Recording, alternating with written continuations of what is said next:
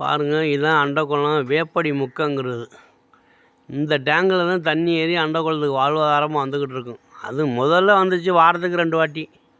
இப்போ 2 மாதமாகவே தண்ணி வரலங்க, காஞ்சி போய் கிடக்கு. இங்கே கேட்டோம்னா ஒன்றியத்தில் சொல்லியிருக்காங்கிறாங்க, பஞ்சாயத்தில் சொல்லியிருக்காங்கிறாங்க. ஆனால் தண்ணி வரல, 2 மாதம் ஆகுது. இதனால் பெரிய பிரச்சனை வந்து எண்ணெயை வேறு தள்ளி வச்சுட்டாங்களாம்.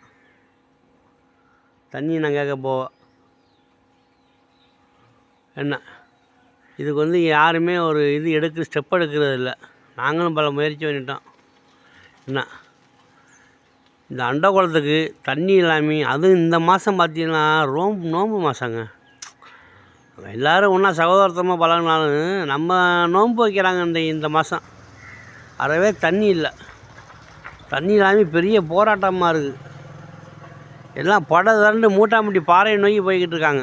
என்ன, இதுக்கு வந்து ஒரு விடிவு காலம் பிறக்கணும். என்னென்னு கொஞ்சம் பார்த்து நீங்கள் முடிவு பண்ணுங்கள்.